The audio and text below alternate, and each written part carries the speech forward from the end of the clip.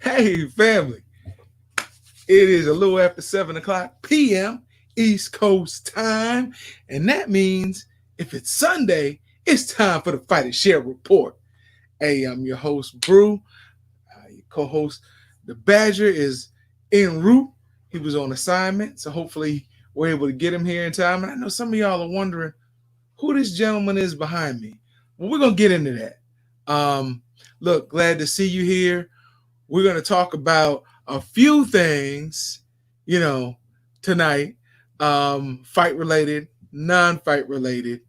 And look, I'm going to give my personal opinion on the Mike Tyson, Roy Jones affair. We'll talk about it a couple more times leading up. But since I'm here, I'm going to give you my personal opinion on the whole thing. So, see if we can get we got a little bit of a glitch here. See if we can get that taken care of right quick. All right, looks like we may have it. All right, so we're going to get into it. Ride with me for the next 22 minutes. Have a good show. Try to get your comments up here as well, because I'm glad you're here. I'm glad you're here. So, without further ado, or don't, depending on how you want to look at it, we're going to jump right into On My Grind, baby. On My Grind. OMG, as we like to call it. So, Fight Island 3. Fight Island has been huge. Huge. I mean, huge for the UFC. Dana White was also saying after this week that, hey, a lot of the big fights will be held on Fight Island. And you can kind of see why, man, because, hey, the accommodations, the non-distractions, just the fact that Fight Island, they were able to show up and show out in Abu Dhabi was awesome. The island of Yaz. So I think, I don't know what came first. Did they name the island Yaz, or did they get it from most of my sisters out there who, when they really enjoy something, they say yes. So we'll figure that out to see if there's some copyright infringement going on there. But hey, we're gonna jump right into the main event, because they were showing fights for Robert Whitaker, and they were showing fights for Darren Till leading up to the fight and getting everybody excited. And listen, depending on how you saw the fight, we say, and the judges say, that Whitaker edged out Darren Till, edged him out for the decision. Listen, it's something I'm not really going to get into, the comments going back and forth. I'm going to say congratulations to Darren Till. To Robert Whitaker. And I'm sure we'll probably see him and Till again at some point. Both of them like to throw. And that's what makes for an exciting fight. Now, the funny thing is, Robert Whitaker said Darren Till was a more difficult fight than he thinks Israel Adesanya would be. And I had to really scratch my head on that one. And I'll tell you why I had to scratch my head on that one, because your theory is because that Israel, isn't as much of a striker or a brawler as Darren Till. You said he was a striker, which would make for an exciting fight, but you don't think it's as difficult as your fight with Till would be. Here's the thing about Israel Adesanya, and everybody knows this who's seen Israel fight. Israel is one of those cats who finds your weakness, and he can exploit your weaknesses. He can fight your fight if he chooses to. A lot of people look at the fight with Yoel Romero and go, yeah, Israel's not going to engage. That's some, yard mess right there, because we've seen Israel engage with people. He doesn't have to. He's fast. His hands are fast. His feet are fast. He thinks fast. The man really took his dance ability and turned it into a martial arts ability. And in the ring, he dances to the beat of his own drum. He didn't have to engage Yoel Romero. Yoel Romero didn't really want to engage him. So, hey, he was smart. He came out of the fight unscathed with his title. But I believe if you think he's going to do that against Robert Whittaker, you're sadly mistaken. He's going to bring the fight to Whittaker. He's going to make engagements when he's smart, and he's going to stay on the perimeter when he feels like he needs to. But as far as this fight, I think it really showed up as a main event. It was a very good fight, two evenly matched competitors. It lived up to its making, and I was very, very, very pleased to see how this outcome fell. Very.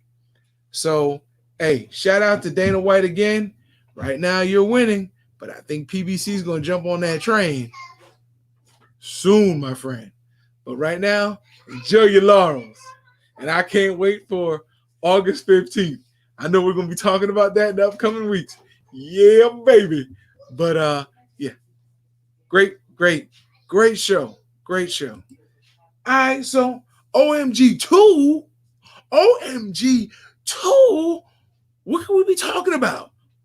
On my grind again? Who else was on that grind this weekend? Oh my goodness, Bellator, baby. Bellator 242, baby. Yes, not as much hype. I mean, forget it. Ridiculously underhyped fight. Bellator, I don't understand. I mean, you used Instagram to sell your fight? Because I ain't really see any commercials, bro. I ain't really see any commercials.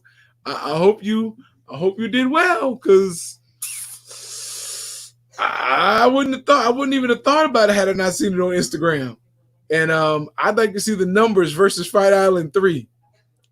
Because you had, a title fight in your main event, Fight Island 3, but I think they still probably dusted you. I will check the numbers on that, and you can catch us on the Beatdown tomorrow night, 11 p.m.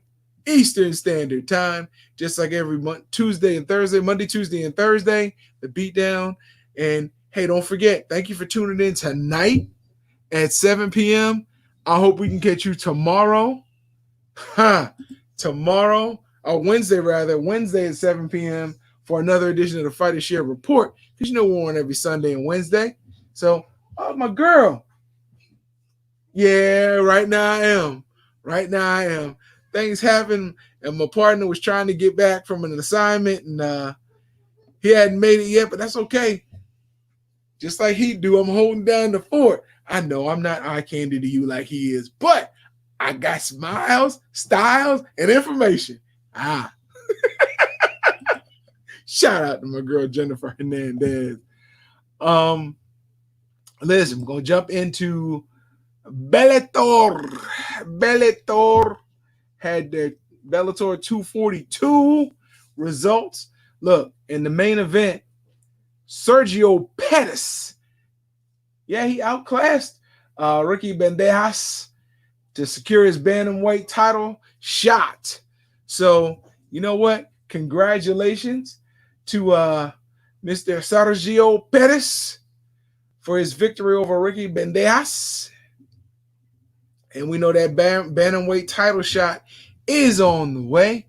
Y'all look out for Bellator, man, because they're putting quality MMA fights out as well. And we've got to support them. Check them out. You might like them. I like the belts better than UFC. I do. What you mean, get out of here? I ain't falling for that get out of here mess. Oh, my goodness. I'm having a good time, bro. I can't wait for my brother to get here. Hopefully he gets here before we hit double zeros, but that's okay. I'm looking forward to him getting here. I'm having a good time. Listen, moving right along. I've been kind of looking forward to this Meanwhile segment. And I've saved a little bit of time for it. Congressman John Lewis, who you see here behind me, very instrumental in the civil rights movement. Very instrumental. And I'm not talking about just in the 60s. This man stayed involved till today's time. He said it's very good to get in good trouble. And we have to pay homage to him today because those of you who may not have caught it, they carried his casket across the Edmund Pettus Bridge. And why is that so significant? My wife was blessed to go to the 50th anniversary of Bloody Sunday back in 2015. And she keeps talking about just how much she learned that you don't get in the history books, you don't get off of PBS, you don't get off the news. She was there with people who actually were around and marched across the bridge on Bloody Sunday. And understand that it just wasn't one Sunday. The first Sunday, they actually walked along the sidewalk on the side because Governor George Wallace said they weren't allowed to impede traffic. So he wouldn't really give them a permit. And who headed that walk up? One of the two who headed it up was Congressman John Lewis. But back then he was an 18-year-old John Lewis who headed up, 18 or 19, who headed up this march. Now, the ironic thing was when they got around the middle of the Edmund Pettus Bridge, they never made it across. They were met by police and state troopers and a mob of white citizens, mostly men. And they were beaten with axe handles, shot with rubber bullets, fired on with tear gas, fire hoses. There was a woman who was beaten unconscious, and when she made made it to newspaper front pages, that's what drew attention around the world. John Lewis had his skull cracked on that bridge, but yet again, and my father-in-law was a child at that point, and they marched with the marchers until they got to the bridge, and his mom let his two older brothers go, which one got tear gas in his eyes, and they turned and went up Water Street going back home until they heard the yells about them being attacked, and they couldn't go get them. And then the mob and the state troopers blocked, so the hearses couldn't line up and go get them, because back then the hearses are how black folk made it to the hospital, and there was only a certain hospital they can go to, but they didn't have the ambulance. All the hearses from all the funeral homes would line up, and they would just stack bodies on top of each other to take them to the hospital. Didn't know if they were going to make it or not, but that's the only way black folk could make it to the hospital. So when you look at him now being escorted on horse-drawn carriage, his casket draped with an American flag across the Edmund Pettus Bridge, it's a sobering reminder of how far we have yet to come. Yet how far we have come. So that next Sunday, they marched again. But this time, there were a few more, but they marched to the point of where they were stopped, and they stopped and prayed. Mind you, that first week when they knelt to pray is when they were attacked. Forgot to put that in there. When they knelt to pray is when the mob and the state troopers and the police attacked them. The third Sunday is what we see mostly. They combine the first and third Sundays in your videos to make it look like one Sunday. That third Sunday of that month in 1965, that's when Dr. King showed up. That's when dignitaries from around the world showed up to march with the citizens of Selma, Alabama, to cross that bridge. And they were marching all the way to Montgomery, the capital. That was the plan. But if it were not for Congressman John Lewis and that first group braving what they knew was waiting on them, you wouldn't have had that second and third week. You probably wouldn't have had such a push in the movement. Rest in power to you, Congressman John Lewis. You have made this world a much better place than it was when you entered it.